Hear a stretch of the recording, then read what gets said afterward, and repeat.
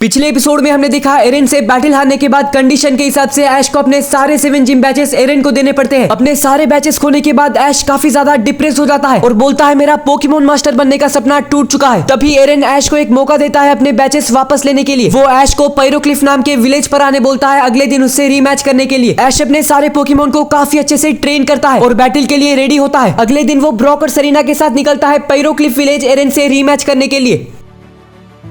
ऐश, Brock और Serena जा रहे हैं पायरोक्लिफ नाम के एक विलेज की तरफ। ये विलेज वॉल्केनिक पहाड़ों के बीच रहेगा, इसीलिए वहां पर जाना थोड़ा मुश्किल होगा। जंगल से कुछ देर ट्रैवल करने के बाद ऐश, ब्रॉक और सरीना को पहाड़ दिखते हैं। ब्रॉक बोलता है ऐश, इन्हीं पहाड़ों के बीच रहेगा पायरोक्लिफ विलेज, हमें पहले इनको क्रॉस करना होगा। वो लोग उन पहाड़ों को क्रॉस करने लगते हैं। उन वॉल्केनिक पहाड़ों पर सफर करते वक्त अचानक से टेम्परेचर काफी ज्यादा गर्म हो जाता है। ऐश बोलता है ये प्लेस तो काफी गर्म है, पता नहीं उस विलेज के लोग यहाँ पर कैसे जीते होंगे। ऐसे ही वो लोग कुछ देर तक उन माउंटेन्स पे सफर करते हैं और रास्ते में उनको काफी सारे फायर टाइप पोकेमोन दिखते हैं। उन पहाड़ों को क्रॉस करने के बाद कुछ ही देर में उनको दिखता है एक विलेज। तभी ब्रॉक बोलता है ऐश, यही है पायरोक्लिफ विलेज। तो फाइनली ऐश, ब्रॉक और सरीना पहुंच चुके हैं पायरोक्लिफ विलेज। वॉल्केनिक पहाड़ तो काफी ज्यादा गर्म थे, लेकिन सरप्राइजिंगली विलेज का टेम्परेचर काफी बेटर था। ऐश बोलता है तो अब वक्त आ चुका है मेरे जिम बैचेस को वापस लाने का। गांव के अंदर जाते ही ऐश को एक लड़की दिखती है। ऐश उस लड़की से पूछता है कि तुम एरन नाम के एक बंदे को जानते हो। ये सुनकर वो लड़की काफी ज्यादा शॉक हो जाती है और वहां से भाग जाती है। ऐश को कुछ समझ नहीं आता। तभी वो गाँव के दूसरे लोगों से भी एरन के बारे में पूछता है और सरप्राइजिंगली कोई भी एरन नाम के बंदे को नहीं जानता। ये देखकर ऐश काफी ज्यादा डिसअपॉइंट हो जाता है और उसे लगता है कि एरन ने रीमैच के बारे में उसको झूठ बोला है। तभी ऐश के पास एक काफी ओल्ड आदमी आता है जो ऐश से बोलता है तुम्हें एरन से क्या काम है। ऐश बोलता है तुम एरन को जानते हो। वो आदमी बोलता है हाँ, मैं एरन को और उसके बारे में सब कुछ काफी अच्छे से जानता हूँ, ये भी जानता हूँ कि अब एरन कहाँ मिलेगा। ऐश बोलता है तो प्लीज मुझे बताओ कि वो कहाँ है। तभी वो आदमी बोलता है पहले तुम बताओ कि तुम्हें उससे क्या काम है। ऐश बोलता है मैंने कल एरन से बैटल की थी और हमारा कंडीशन ये था कि जीतने वाला हारने वाले से कुछ भी मांग सकता है और जो भी बैटल हारेगा उसे वो देना ही पड़ेगा। उस बैटल में एरन अपने हाइड्रेगन की मदद से मुझे काफी आसानी से हरा देता है। बैटल जीतने के बाद उसने मुझसे मेरे सारे जिम बैच ले ली। अब मैं आया हूँ उससे रीमैच करके मेरे जिम बैचेस वापस लेने के लिए। तभी वो आदमी बोलता है मुझे लगा ही था, एरन ने तुम्हारे जिम बैचेस इसीलिए लिए ताकि वो पोकेमोन लीग में हिस्सा ले सके। तभी ऐश बोलता है अगर उसे पोकेमोन लीग में ही हिस्सा लेना था तो वो जिम लीडर्स को भी हरा सकता था, जैसे मैं और बाकी पोकेमोन ट्रेनर्स करते हैं, लेकिन उसने मेरे ही जिम बैच क्यों लिए? ये तो काफी स्ट्रेंज और कंफ्यूजिंग है। वो तो काफी ज्यादा स्ट्रॉन्ग भी है। तभी वो ग्रैंडपा बोलता है एरन काफी ज्यादा स्ट्रॉन्ग है और चाहता तो वो काफी आसानी से 8 जिम बैच पा सकता था, लेकिन दरअसल उसको जिम्स और जिम लीडर्स बिल्कुल भी पसंद नहीं है और वो उनसे कभी भी बैटल नहीं करना चाहता है। ये सुनकर ऐश काफी ज्यादा शॉक हो जाता है और बोलता है ऐसा क्यों? तभी वो आदमी बोलता है एरन को समझने के लिए तुम्हें उसका पास्ट जानना होगा। एरन के फादर एक जिम लीडर थे और वो भी काफी स्ट्रॉन्ग थे। वो बचपन से ही एरन को ट्रेन कर रहे थे और एरन भी बचपन से ही काफी ज्यादा स्ट्रॉन्ग ट्रेनर था। काफी छोटे एज में ही उसने अपने फादर को डिफीट कर दिया था और ऐसे ही उसको मिला अपना पहला जिम बैच। लेकिन एक चीज थी जिससे एरन बिल्कुल भी खुश नहीं था, वो है अपने डैड का जिम लीडर होना। एक जिम लीडर होने की वजह से एरन के डैड अपने फैमिली को बिल्कुल भी टाइम नहीं दे पाते थे, जिसकी वजह से एरन धीरे धीरे अपने डैड को और बाकी जिम लीडर्स को हेट करने लगा था। एक वक्त ऐसा आ गया था जब उसने डिसाइड किया कि वो जिम लीडर्स को कभी भी बैटल नहीं करेगा, लेकिन फिर भी उसको पोकेमोन का चैंपियन बनना था, इसीलिए उसने तुम्हारे जिम बैचेस लिए हैं। ये सुनकर ऐश बोलता है तो ये बात है, लेकिन फिर भी मुझे नहीं लगता कि ये सही है। एरन को जिम लीडर से बैटल करके ही जिम बैचेस पाने चाहिए। अब मैं कैसे भी करके उससे मेरे जिम बैचेस वापस लाऊंगा। एरन अभी कहाँ पर है? तभी वो ग्रैंडपा बोलते हैं इस विलेज में एक बहुत बड़ा माउंटेन है, या फिर कहो एक वॉल्केनो है, उसी वॉल्केनिक पहाड़ के ऊपर होगा एरन। इस विलेज में भी एरन को काफी कम लोग जानते हैं और कुछ लोगों को वो काफी ज्यादा मिस्टीरियस लगता है। ये सुनकर ऐश उस ग्रैंडपा को शुक्रिया बोलता है और बोलता है अब उसके हाइड्रेगन को हराने की बारी है। तभी ग्रैंडपा बोलते हैं एरन के पास सिर्फ हाइड्रेगन नहीं है, बल्कि हाइड्रेगन तो उसका स्ट्रॉन्गेस्ट पोकेमोन भी नहीं है। तुम एरन के हाइड्रेगन को तो हरा सकते हो, पर मुझे नहीं लगता तुम उसके स्ट्रॉन्गेस्ट पोकेमोन टाइफ्लोजन को हरा पाओगे। वो किसी भी ट्रेनर के लिए कुछ ज्यादा ही स्ट्रॉन्ग पोकेमोन है। ये सुनने के बाद ऐश काफी ज्यादा शॉक हो जाता है और बोलता है एरन के पास उसके हाइड्रेगन से भी ज्यादा स्ट्रॉन्ग पोकेमोन है, फिर तो उसे डिफीट करने में मुझे और भी ज्यादा मेहनत लगेगी। ये बोलकर ऐश, ब्रॉक और सरीना निकल जाते हैं पहाड़ की तरफ, जहाँ पर एरन ऐश का वेट कर रहा है। और पहाड़ के ऊपर जाने के बाद ही ऐश को एरन दिखता है। वो बोलता है ऐश तुम आ गए हो, मैं तुम्हारा ही वेट कर रहा था, तो क्या तुम अपने पोकेमोन को अच्छे से ट्रेन किए हो? तभी ऐश बोलता है हाँ, अब तुम्हें मुझे डिफीट करने में काफी मुश्किल होगी। तभी एरन बोलता है मैं भी अब अपने सबसे स्ट्रॉन्गेस्ट पोकेमोन को यूज करने वाला हूँ। बैटल शुरू करने से पहले बता दूं कि ये एक 3 पोकेमोन का बैटल होगा और मैं अपने बेस्ट पोकेमोन को सबसे आखिर में चूज करूंगा। तो क्या हम बैटल को स्टार्ट करें? ऐश हाँ बोलता है। एरन चुनता है अपना एप्सोल पोकेमोन को और ऐश चुनता है ग्रेनिंजा को। इन दोनों पोकेमोन के बीच बैटल स्टार्ट होता है। एरन अपने एप्सोल को नाइट स्लैश करने बोलता है और ऐश ग्रेनिंजा को करने बोलता है एरियल एस। दोनों मूव्स आपस में टकराते हैं और किसी को भी कुछ नहीं होता। तभी ऐश ग्रेनिंजा से बोलता है वाटर पल्स करने और एरन का एप्सोल करता है डार्क पल्स। एक बार फिर से दोनों मूव्स आपस में टकराते हैं और किसी को भी कुछ नहीं होता। ऐश का ग्रेनिंजा और एरन का एप्सोल काफी इक्वली बैटल कर रहे हैं। तभी एरन का एप्सोल करता है क्विक अटैक जो कि काफी ज्यादा तेज होता है और ग्रेनिंजा को लग जाता है। हालांकि ग्रेनिंजा को उतना ज्यादा डैमेज नहीं पड़ता। ऐश अपने ग्रेनिंजा को डबल टीम करने बोलता है। ग्रेनिंजा डबल टीम करता है और उसके काफी सारे क्लोन्स बन जाते हैं जिससे एप्सोल कंफ्यूज हो जाता है कि कौन सा ग्रेनिंजा असली है। तभी ऐश अपने ग्रेनिंजा से वाटर शुरिकेन करने बोलता है। ग्रेनिंजा के सारे क्लोन्स मिलकर एप्सोल पर वाटर शुरिकेन करते हैं, लेकिन तभी होता है एक शॉकिंग चीज। एरन का एप्सोल उन सारी ही वाटर शुरिकेन को डॉज कर लेता है। ऐश को समझ नहीं आता है कि इतने सारे वाटर शुरिकेन को एप्सोल ने कैसे डॉज किया है। तभी एरन अपने एप्सोल से मेगा हॉर्न करने बोलता है। कुछ ही सेकंड्स के अंदर एप्सोल ग्रेनिंजा के सारे डबल टीम पर मेगा हॉर्न करता है और असली ग्रेनिंजा को मेगा हॉर्न लग जाती है। मेगा हॉर्न एक बग टाइप मूव होने की वजह से डार्क टाइप ग्रेनिंजा को काफी ज्यादा डैमेज पड़ता है, जिसकी वजह से ग्रेनिंजा काफी वीक हो चुका है। तभी ऐश बोलता है ग्रेनिंजा हम ये बैटल ऐसे नहीं जीत पाएंगे, अब हम दोनों को एक होना पड़ेगा। ये बोलकर ऐश अपने ग्रेनिंजा से बॉन्ड इवॉल्व होता है। अब ऐश का ग्रेनिंजा बन चुका है ऐश ग्रेनिंजा और पहले से भी काफी स्ट्रॉन्ग हो चुका है। एरन बोलता है एक बॉन्ड इवोल्यूशन। ऐश तुम तो एक काफी इंटरेस्टिंग ट्रेनर हो। ये बोलकर एरन अपने एप्सोल से मेगा हॉर्न करने बोलता है और ऐश ग्रेनिंजा करता है एरियल एस अटैक। दोनों मूव्स आपस में टकराते हैं और इस बार दोनों को ही डैमेज पड़ता है। तभी एरन अपने एप्सोल से बोलता है क्विक अटैक करने। एप्सोल क्विक अटैक करता है लेकिन वो लगने से पहले ही ऐश ग्रेनिंजा करता है डबल टीम, क्योंकि इस बार ऐश ग्रेनिंजा का स्पीड एप्सोल से ज्यादा था और डबल टीम के सारे ही ग्रेनिंजा एप्सोल पर वाटर शुरिकेन करते हैं और सारे ही वाटर शुरिकेन एप्सोल को लग जाते हैं और एप्सोल हो जाता है बेहोश। यानी ये वाला राउंड जीत चुका है ग्रेनिंजा। एरन अपने एप्सोल को वापस लेता है और चुनता है हाइड्रेगॉन को। एप्सोल के साथ बैटल की वजह से ऐश का ग्रेनिंजा काफी थक चुका था। ऐश उसको वापस लेता है और चुनता है पिकाचू को। ऐश बोलता है एरन इस बार मेरा पिकाचू तुम्हारे हाइड्रेगॉन से नहीं हारेगा। एरन बोलता है मुझे तुम्हारा कॉन्फिडेंस बहुत अच्छा लगा और हाइड्रेगॉन को ट्राई अटैक करने बोलता है। ऐश अपने पिकाचू को थंडर अटैक करने बोलता है। ये दोनों हमले आपस में टकराते हैं और होता है एक बहुत बड़ा धमाका।